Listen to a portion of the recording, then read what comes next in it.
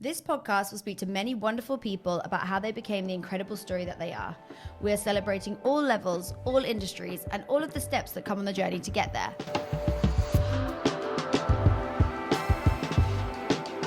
Hello and welcome to the pod. I'm Grace, your host, and here with us we have Jess, who's going to teach us all about how to become a fashion entrepreneur without quitting the day job. Hi. Thank you so much for coming. I'm really buzzed to share this story. So first of all, just tell me a bit about what that means to you, being a fashion entrepreneur and also having the day job. Yeah, so I've set up Jess With Dresses, and it is what it says on the tin. I'm into sustainable fashion, both rental and resale, and I've developed my own little side gig alongside my day job, where I work in a big spirits company in marketing. And I've always had a passion for fashion, so it was a way to get into it without kind of the risk, I guess, or it's hard to break into fashion. I think all women know that, and it was something I never even attempted to do. So I love the idea. It brings together sustainability, community, it empowers women, and I think it's absolutely brilliant that we've all got things in our wardrobes at home today that we can turn into assets. And that's what I want other women to start doing as well. Mm-hmm. That sounds incredible. So we'll just go right back to the beginning like we did with everyone. You said you always loved fashion, but did you want to do fashion growing up? Did you want to do marketing growing up? What did you want to be? I think I just wanted to be a designer.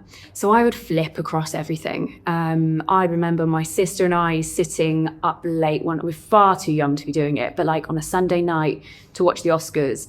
And we'd sit there and we'd draw the dresses that we saw on the TV, which is crazy if you think about that now, because you could just go and find them on the internet. I know, it's so cute though. Yeah, I love it. And we loved it. And we'd draw our favourite ones, and then we'd show our mum in the morning who had gone to bed and, sacked off parenting for that day.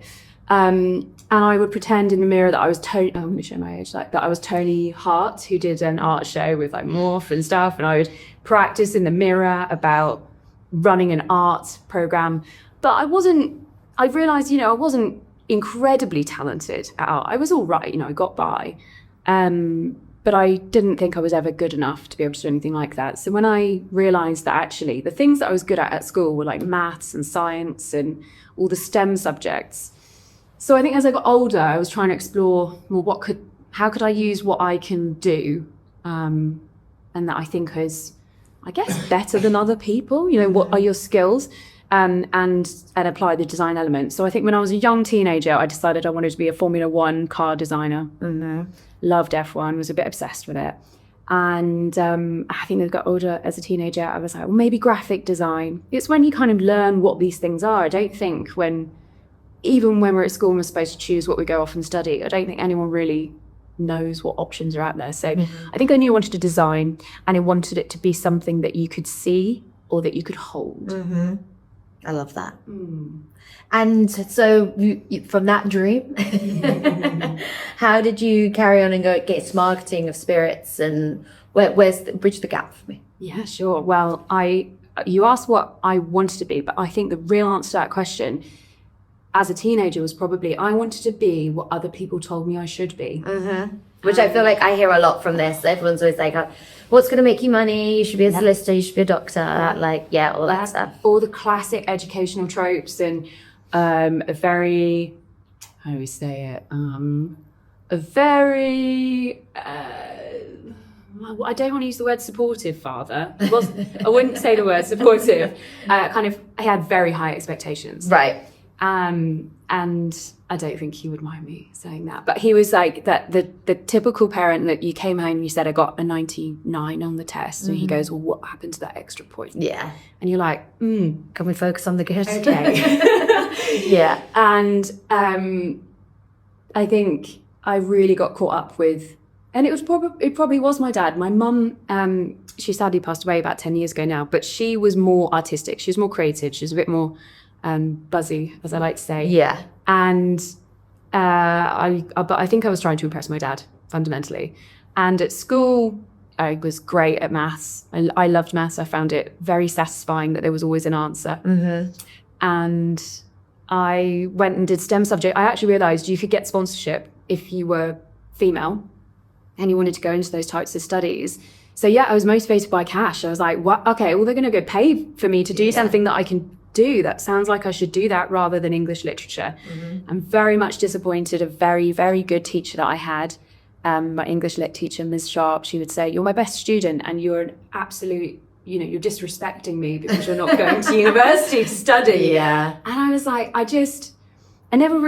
she gave a lot of students, I remember there's a bookmark when we were graduating, leaving high school.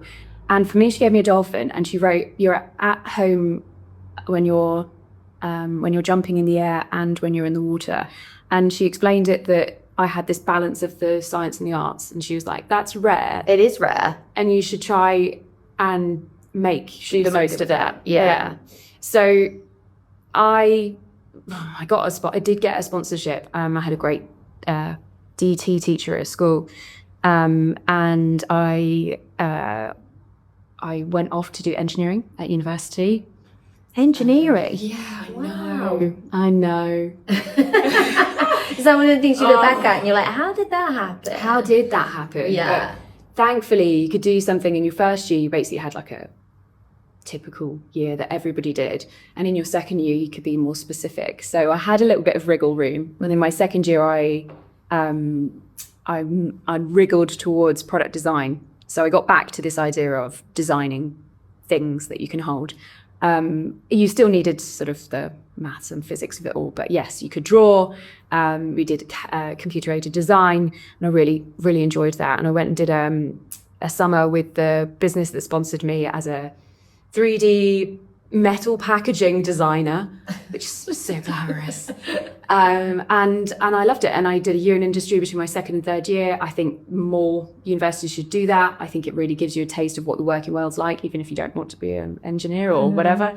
And I came out and I followed the rules. I don't know, has anyone talked to you about like, I'm the eldest child and I'm a girl. So I've got that eldest daughter syndrome. Yeah. I almost like invent my own rules. Yeah.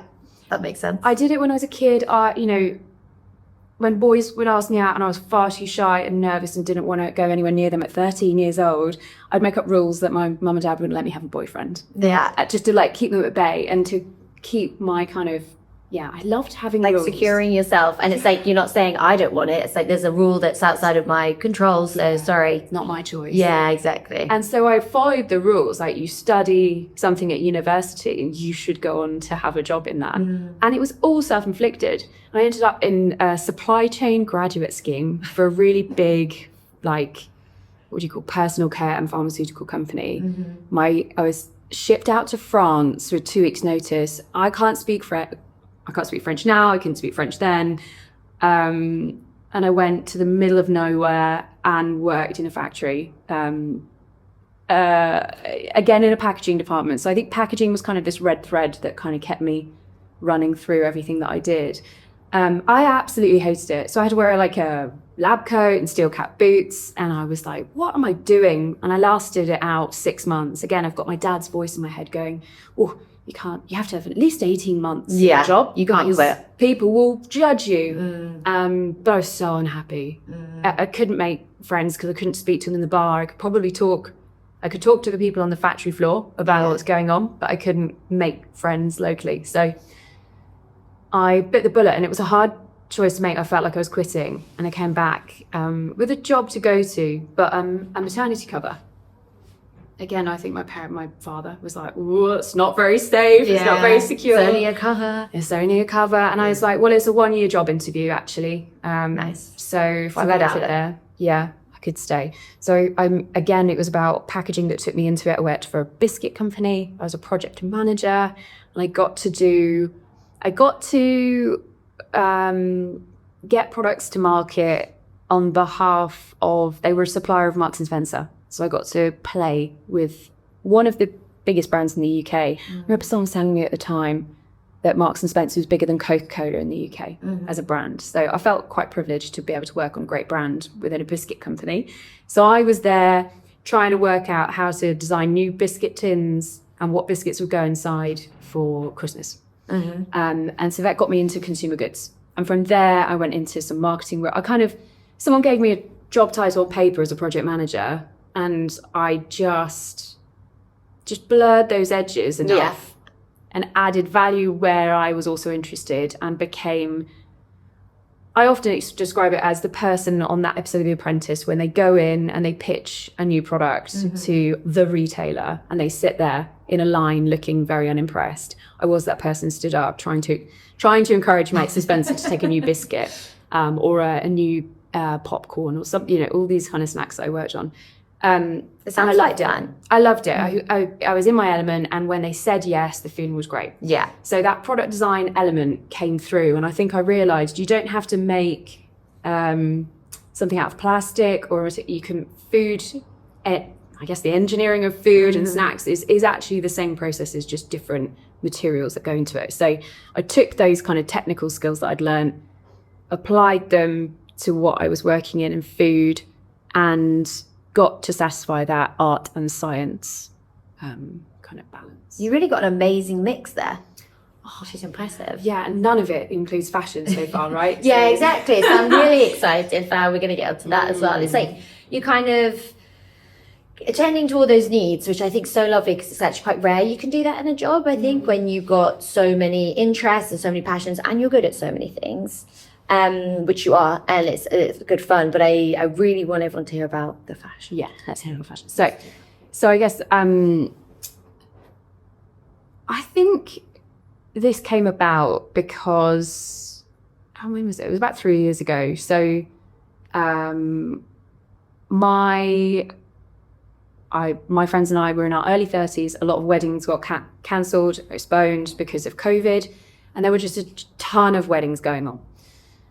And therefore, people were having a need to wear, or believed they had a need to wear a new outfit at all of these weddings, because they were all the same groups of people. And of course, we can't wear a piece of clothing more than once. So I think I bought 3 dresses. I spent £1,000 and I felt sick. I was like, oh my goodness. And I wore them 3 times, so to about 9 weddings that year. So I feel like I made the most of them, but I still felt sick that I spent this amount of money.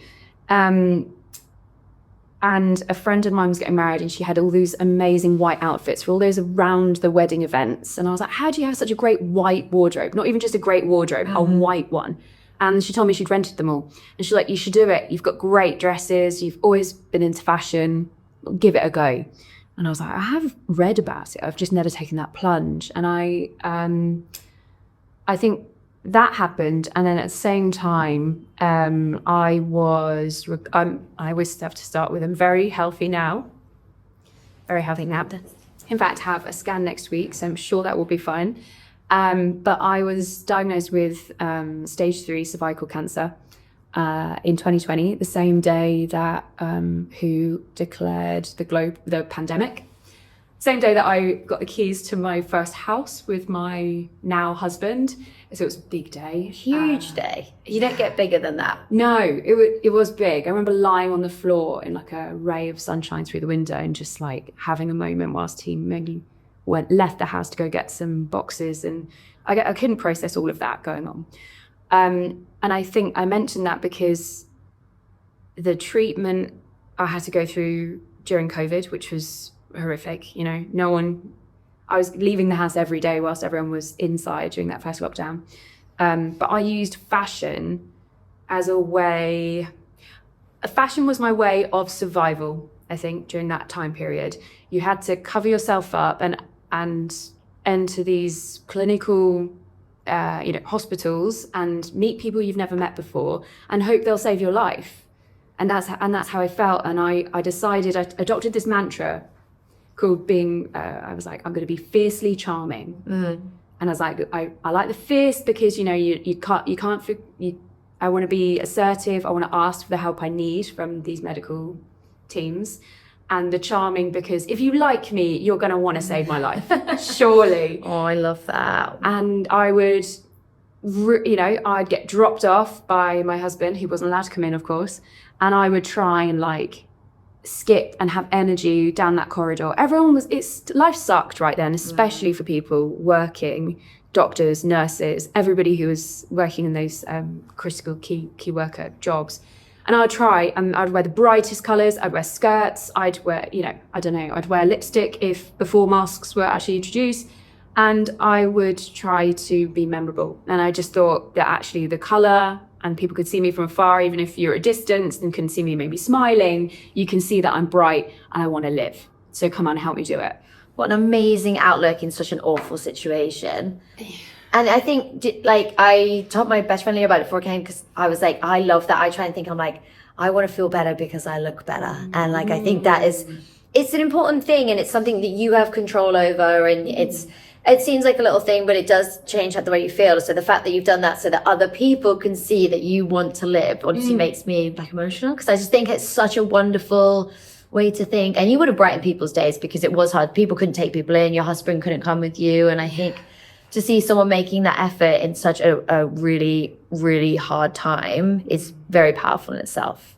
Thank you. Yeah, I did think I was I didn't know if people would take me seriously. I did wonder, or like, is she in denial? Yeah. But I think it worked. But yeah, I mean, and even if you are, like, you're managing it the way you want to manage it, and that's the only thing you have control over, because you said this thing's happened to you, and you're like, all right, well, you know what I can do? I can dress well.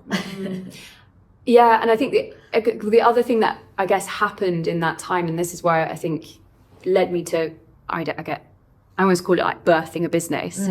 And a friend of mine and I are probably the only two, I'm 37, we've got a big group of girl mates, like 12 of us. There's only a few of us, 2 or 3 of us without children. Met some maybe from choice, but mostly not from choice.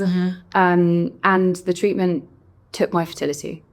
And I was actually pregnant at the time, which was, sad. I'd had a miscarriage the year before, and that's how it had taken so long to get diagnosed, because people kept fobbing me off, saying that it was hormonal. My issues were about a continuation of a miscarriage, and I was like, no, there's something wrong. You need to listen to me. So we really have to advocate for ourselves. I've really learned that doctors aren't always right.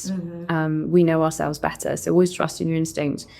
And I think I cannot have or carry my own children now, but I would love to raise a family. And I almost think that is maybe what made me think, all right, maybe I can make something else. And again, that's maybe the theme, that I want to make things. So I am a bit worried with the whole AI generation and what that could mean for me. But I think I'm not being a mother, and my friends are all doing that. What can I make and put my energy to? So that is how I think I started. So I started renting my clothes just how anyone would do it. I went on the big apps that are in the UK. Do you want me to mention what they Absolutely are? Go for it. So By Rotation and Her. So I think, everything in marketing has told me that it's about having physical availability and mental availability. So I know there are people who choose one over the other, but I'm like, I sell my biscuits in Tesco and Sainsbury's. I'm going to put my dresses everywhere. I'm not limiting my distribution, if you like. And I would look at it really like I look at things in my day job. Transferable skills. Yeah, and try and apply all that. And I think after a while I was like, oh, this is picking up. People want to wear these. And I think the way I would describe them is actually how they make you feel. And I'm all about things to flatter my body shape, so I don't have to worry or like use my energy in my brain with that little voice that's just telling me that I'm not good enough, look crap, whatever. I was like, well, this flatters my shape. I've got curves. I'm a size 12. And I think I was just really honest about what these clothes did, and to put photographs. And I'm not great at having my picture taken, but having all of these weddings meant I had some stock images of me wearing them. And you're like, this is what they look like on real people. In these events, like in real life. Yeah, exactly. Yeah. You could be this person at a friend's wedding. And I said, there's this one green dress I've got with long sleeves. And every time I wear it, I make a friend in the toilet. That's how I described it. Because strangers want to talk to you because they go, that dress is great. And now when people do that to me, or people who've rented my dresses, they can say, rather than when you get asked, where did you get it? What comes out now is, I rented it from her. So it also gives access and means that everyone can kind of be on that level playing field. And you can make things that you might not be able to afford more accessible, and you can feel the way that you maybe imagine the person that you've complimented in the bathroom feels, which I love. But then I realized, well, why don't I apply my marketing know-how to renting dresses.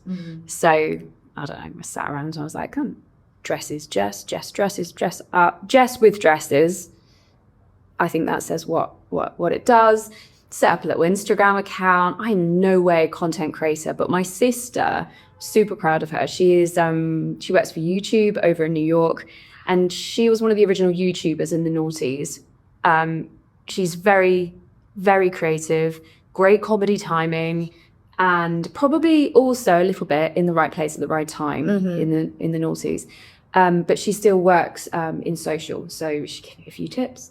I probably need more, but I thought, well, if I can showcase this on my own space, what these dresses look like, rather than on other platforms, that could also create, a route to market. I really do use my day job language.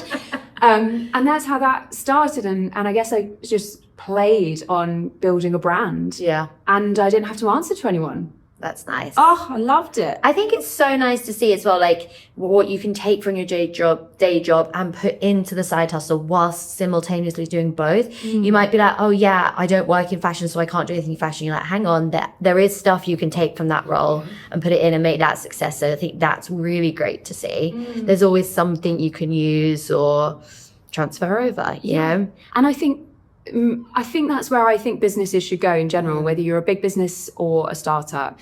The idea that people have skills. Yeah. You don't have a job title, you've got skills. And I see Unilever are doing it a lot at the moment. I think the business I work for is also doing it. Do I mention the real words? Yeah. I work for Pernod Ricard, which is, the number 2 spirits provider. The number 2 spirits company in the world. Second to Diageo, but I love working for a challenger as well. I don't think I'd ever work for number 1. Yeah. I love nipping it at the toes, at the heels of others. And I hear a lot more being talked about skills. So yeah, I think that's a really valuable thing. And if I'd known that when I was younger, rather than worrying about a job title, I think I'd probably got happier sooner. Yeah, it would be nice because you can look at yourself like, I am skilled in this area and it's a positive thing. And I think that's really nice. I hate job titles. I think every company does them differently. You never know what level that is because someone calls something a different thing. And I think it's such a pain. Yeah. And it creates hierarchy. And I hate hierarchy. I think you should just be able to engage with people because you've got similarity and your attitude is the same. You don't have to be you don't have to have the same job. You don't have to, be the same age. I think that's a really important thing that I've kind of learned. But I guess I'm not brave enough to do the jump, right? Like entrepreneurs do. Then kind of, I don't know. I read a lot that a lot of people do start them, at night. Yeah. Burn themselves into the ground whilst they try and scale something at the same start. But I think what was great about this and what I want to encourage other and mainly women, let's be honest. I think we've all got those items in our closet that still have the tag on or we've worn once and someone else could enjoy. I think we've got the assets already. It doesn't require you to take any risks. Yeah.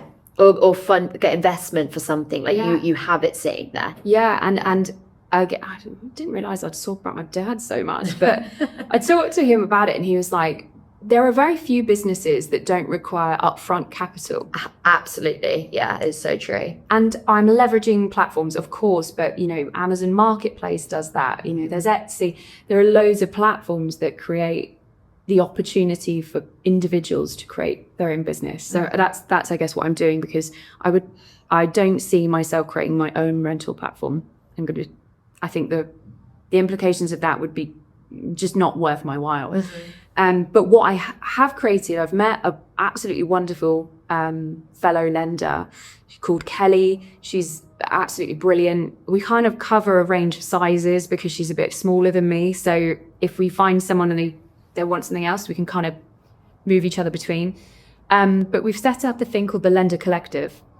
And our mission in that is to move from the idea that you're just sort of shipping out dresses in bags in and out every weekend. We still do a lot. We do that. That is the majority of our business, don't get me wrong. But we're interested in how can we, I guess, encourage others to treat it a little bit like a business. So how can we, I don't want to ever use, it's not about education. It's just about unlocking the potential that people have, and they might not have just seen it in that way. And I read a lot about there being a gap for women in terms of in making investments. There's an investment gap, i.e. women aren't getting into stocks and shares, or they might put stuff into their bank account, but they don't understand, there's a lot of studies about there is a higher percentage of men doing that than women. There's like a third of women who aren't doing any of it. And most of the reasons are because they don't know how to, they get bamboozled by the terminology. Yeah. And they say if they heard their friends and family talking about it over a glass of wine, maybe they'd get involved. And I think that talking about what we already have and turning the language, it's not just a dress, it's an asset. It could earn you it could rent its space in your home. It's taking up space. We don't have big homes. So turning the idea of something you've already got into an asset to give you a little bit of confidence in the idea of investing in the future. And if you could treat your wardrobe like that, does it give you the baby steps to start getting into kind of investments in other ways and help close that investment gap? I mean, I love reading about Ishita, who's the CEO of Biorotation. She says she went to try and get funding from the likely places, venture capitalists, etc., and men didn't get it. There was an article in the Times last week that she did, and it was a brilliant read. Men didn't understand that fashion could be worth investing in, and so she had to go to women. She had to get angel investors to do it because they understood. Yeah, they would use it, and they were like, "This makes complete sense." Yeah. So there in itself is a gap when the people giving out the cash don't understand absolutely the sort of problem that you're solving. So I guess nowhere near the extent of her and the founders of these brilliant platforms, but how could we do it on a smaller scale that maybe helps women understand that it's not that big and scary? That you can. You can do it. And that's, I guess, our ultimate goal. And we provide toolkits to kind of demystify what it takes to lend your wardrobe. And, geeking out in our spreadsheet era as well, like record what you earn, because you remember when everyone got a bit scared that Vinted and eBay were going to start, you need to start paying tax. You don't need to start. You've always needed to pay tax if you earn over £1,000 from a hobby or a side hustle. That was always true. It was just that those platforms were going to have to start reporting on it. Right. And it terrified people. And I remember the panic. panic. Yeah, the panic was unbelievable. Everyone was like, okay, there's no point selling my £3 off anymore. It was crazy. And it's not about getting rid of what you've got already. That's fine. You don't have to pay tax on that stuff. It's about if you buy things to sell on and in order to make money that you then have to do it. So I think we wanted to create a tool that effectively, it's a spreadsheet, right? Tracks what you're renting, what you're selling, and therefore you can understand how much money you're making, because you do have costs as well. You have to pay for the postage and the dry cleaning and things like that. But you might be doing it in a multitude of places. You might be on eBay, Vinted, Vestiaire, Collective. You might be renting things on Biorotation and Her and other platforms. How do you know how much money you're really making? And that matters. It's not just the number in your bank account. It's like, what's your profit margin? How much do you get in your pocket after you've after you've got your dress back on the hanger and back in the wardrobe after someone wore it? And then how much do you need to rent it for? All that kind of thing. Because I completely agree, when you start looking at it, it gets overwhelming. You're like, you know what, I can't do it. And that's the scary bit. Whereas if you have this tool that you're obviously creating, which is wonderful, it's like, okay, that takes a bit of the scary out, because it's a little bit pre-done, it's like ready for me to use. And I think that's really wonderful, because that's just helpful. Hopefully. And I guess behind it, you don't just get a spreadsheet, you get Kelly and I, and you can ask questions. And we don't forget, you don't want to get to the point where we feel like we're teachers or know more than anyone. That's not the point at all, but it's having access to someone who might have gone through that. I guess it is a bit more of a mentor model, and anyone is welcome to come and have a conversation. And we will talk about it till the cows come home, in terms of, we're so passionate that anyone could do this. You do not need more than one great dress and a good picture of you wearing it, hopefully. That's all you need to get started. And you do not need to buy anything other than what you have in your wardrobe. And I think what is also brilliant is that it promotes sustainability. I think more people are accepting of pre-loved and buying pre-loved at the moment than about borrowing we're effectively borrowing free loved, right? But I think that it can continue to grow. And I think it's how do those two markets interact? And where do you get more bang for your buck? And what I'm interested to build and grow moving forward, and hopefully use AI and really lean into it, is like, well, where do you get to the tipping point where do you rent an item 10 times and then you resell it? Like how do you get your best return on investment for that one dress? Because it can't go everywhere. And I think that's really interesting. How can you help people understand, do I sell it or do I keep it? And what's best for me, like emotionally, sustainably, and financially? Because I did see on your Insta that I followed that you were like selling the most like gorgeous jacket, I think. Was it? Yeah. The leopard print one. Yeah, and I was like, how has she decided to do this instead of renting that out? And I literally thought of that question. So I think that's so exciting for people to learn, because not just females, males as well, but a lot of people love fashion and they want to wear this stuff and they want to own it, but they feel guilty, and it's that girl math. So this is going to tie so nicely into that girl math, because you're like, when I'm not wearing it, it's going to be rented out and it's going to pay for itself. And I've done all this with the help of people that are already successful in it. And it's people helping people. And I love that. That's what it's all about, because you can't do it alone. No, you cannot. Or it just makes it feel less, like you said, less scary. Right? Yeah. Exactly that. I think I spoke to this brilliant woman called Alex, who used to be is still a fashion journalist, but I think she used to work for stylist. Lovely woman, so talented. And she got in touch. We met on a panel talking about sustainable fashion. And she got in touch to say, oh, you've got that Totem shearling jacket. Could I borrow it? I'm going to write an article. And I was like, yeah, of course you can. And she was comparing for the Telegraph all the different jackets that you can have, and there were dupes across the market. I love how, by the way, the word dupe has emerged, which when I was younger would have been like knockoff. Yeah, same. Right? Yeah. Why is that now suddenly so credible? I think stealing design really upsets me. Yeah. And that, again, back to the sort of product development, I have always felt passionate about supporting people who design great things. I want the angle poise lamp. I don't want the John Lewis knockoff or the IKEA knockoff. I want to champion the person who actually came up with the idea. Anyway, side point. But she'd compared all these shearling jackets, everything from like this very viral, popular mango jacket all the way through, which costs 120 quid, up to this Totem jacket, which retails over £2,000. And she was like, what made you do it? And I was like, well, I bought the mango one first. Don't get me wrong. I'm not an idiot. I'm not going to spend £2,000 on a coat. And then I wore it for one season, loved it, saw it was coming back, and thought, I wear it so much, I'm going to invest in the one that is not made of plastic. Yeah. It's going to last you so much. It's going to last. And I think this is the other thing. If you share your wardrobe with the world, with a community, however that size that community is, if it's the whole of the UK or your girlfriends or the people in your life, the cost per wear and the ability to access something that is made from better quality and better materials to have sitting next to your skin. I think we forget that when we talk about polyester and viscose and all these things, like, yes, some of them, I just think that if everybody thought about the fact when you buy like a synthetic top and it's sitting on your skin all day long, like, would you do that to your face? Gosh, I never thought about that, but now you think about it, I'm like, what is everything made of that way?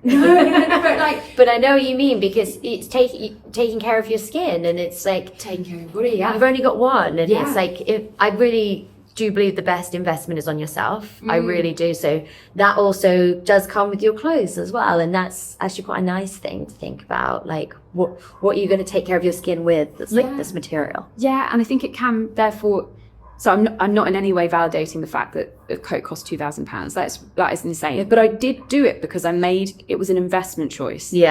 And I knew that if I could rent it 10 times, and I don't mind, I don't need to do that all in 1 year.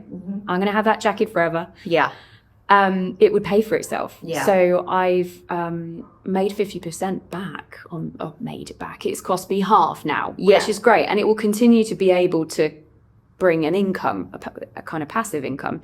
So I sold the mango version on Vinted, got 100 quid back. Brilliant. That also took 100 quid off the cost. And I guess you can invest in better because you're sharing it with more people. And I love that. I love that. What a wonderful message. It's a community. You're building a community. Yes. Which is really wonderful. And the women, I've had a few male and non-binary renters. And I love that because I'm so fascinated to see how clothes can be styled and look on different body shapes and in different occasions. And it's amazing how versatile things can be. Yeah. But I would say, 98% are women that are my renters. But it's not about the fact that they're wearing something that was necessarily expensive. It's not even necessarily about it was better quality. It's how they feel when they wear it. And I remember one woman told me she'd not felt as good about herself and how she looked since her wedding day, and that was 20 years ago. And you're like, you are getting an insight into some of the most important and meaningful events for these women, because mostly it is occasion wear. So it's they're really excited about these events, and they're choosing to take a part of your I don't know, it's not a part of me, but they're choosing to engage with you, and they come back and they share. I don't have to necessarily ask. I don't go, well, what are you doing? Yeah. It comes like oozing out of people. They want to share. Yeah. And I think that as well, in a world where maybe we are feeling more lonely or not engaging with people, especially strangers. I'm a stranger to most of these people. But, I've made friendships as a result, and people come back. And I think about marketing in the day job, and I think about, how you convert people through the purchase funnel and how you get them to come back. So I think great customer service and being approachable, and, I try to do that. And I think it's also made me better in my day job. I think dealing with difficult circumstances, because there will happen, but I think the biggest question I always get is, what happens if someone ruins it? Or what happens if someone steals it? And I've done over 1,000 rentals, and I would say less than 1% have had any sort of issue, and nothing is irreparable. Nothing. So I've also got a brilliant I don't know what I should call her, skilled technician. Seamstress is an awful word. She is so much more than that. And it sounds old-fashioned as well. So old-fashioned. So gender, she works for the Royal Opera House, but she lives in the town next to me. And, through local communities, you get to find these people. And without her, I wouldn't be able to do my business, right? So my business creates business for her. And she's brilliant, and she's been able to repair everything that has ever needed to be repaired, which is phenomenal. And I just think, I remember being younger and I would throw something away if a button fell off, and that is shameful. Yeah, it's awful to think about now, isn't it? Because it's just so fast, and you're like, all right, I'll just replace it. Where I'm like, now I love my clothes, and I'm like, I might drive my mum mad because I'm like, can you replace the zip? And she's like, it's not that easy. And I'm like, I'm not getting rid of these jeans. Oh, I didn't carry jeans. I know. She's a good woman. Thank goodness you have her though, because I should learn. I really should learn. And she says this to me. She's like, you've got to learn from me. And I'm like, but you can do it. But I know it's such an amazing skill to have. I think that's the thing. Doing the day job and doing the fashion business, I think I haven't got time to sew things. I haven't got time to work out how to clean things effectively either. So I do need something sort of give. But it's lovely because, like you said, you're giving her a business, and then that sense of community, well, not even a sense, that actual community is growing. And I love that. I think that's just such a wonderful thing. And I do think people feel their best, if they wouldn't normally be able to buy it, but they can rent it from you. They've had that community with you, with the magician that fixes it, and, all of that. It's a wonderful journey, which we don't hear always about in fashion, especially with fast fashion. True. And I think to hear that, I'm like, it makes you want to rent even more, because I'm like, look at all these changes you're making and investing in, and I think it's a really wonderful thing, and I hope it keeps growing. I don't see any reason why it wouldn't. I think the thing is that if you're a renter, you should also lend. If you're a lender, you should also rent. So I think you should never do one and not the other. Yeah. So I rented a few things for one of my best friends got married last summer, and I've got a range of, I think we did end up being called bridesmaids in the end, but there were 4 of us and we were all different shapes and sizes. So my rental wardrobe wouldn't suffice. But I would be like, I know these brilliant women in the community. Look at their wardrobe, see what you want, and we will rent our bridesmaids outfits. And I know lenders though that don't do it, and I go, what? You need to understand the consumer experience. And if you're not doing it yourself, you know, even just for research, how can you understand how you can improve it and what you can do that will make you stand out? And I think that's why the two really benefit each other, and the idea that I have to manage these conversations with individuals outside, and it can be a very emotive time. If for whatever reason the Royal Mail let me down and they hadn't delivered that parcel on time, and the person that only put the rental through the day before, you know, it's out of my control, I feel, you know, empathetic towards the person who's maybe not got the outfit they were hoping to get. But what's the point of my story? What's my point? This is also a problem with the cancer menopause. The brain fog is real. What the hell? Sort of, dealing with difficult conversations. You learn how to manage that without sort of getting, you know, to keep it calm, keep the conversation casual. And I can see myself applying that with stakeholders in my day job now. And I can also see all of the tools I've learned by building a spreadsheet, like my ability to use Excel, things like that. I can see that I can now build better business cases in my day job. When I recognized that, I was like, wow, if anyone was ever to say you can't do both because you're affecting your ability to do your day job, I would be like, no, actually, I'm building skills that I'm then applying to my day job. So I should be doing both. Yeah, it comes right back from the side hustle to the main day job as well, which is so wonderful. It's full circle. Yeah. Is the fashion bit then being the goal though, or are you happy with doing both at the minute, and is it working for you? It's becoming so I don't know, I'm very privileged. It's becoming really successful. Amazing. But with success comes more work. Yeah. And I think my ultimate goal is to build it to a scale so that I could take hopefully some leave when I get down the path of creating family, because it's not going to be in the conventional sense. And I'd love to take, you know, that heralded year that people can take to be with their tiny ones, but you don't get paid for that full amount of time, right? So my goal in the short term was always how can I make the side hustle, the fashion job, equivalent to half my salary? Can that be done? And I've achieved that. So it's just the family that I'm waiting for. And that journey has taken a long time, but we'll be ready with the financial support below it. I think I'm also, the day job and a corporate job give me the benefits like a pension and healthcare. That these are all the things that are so valuable on top of that paycheck you take home each month. Yeah. And I think because I'm still in the 5 years since recovering from cancer, I'm very nervous about losing additional healthcare should I need it. Because I'm very convinced that had I not had that, I might not be here today. Really, I got great access to care. I think the NHS is great, but at that time during COVID, my ability to unlock private care was, I think, what made the difference. So I'm very protective of that.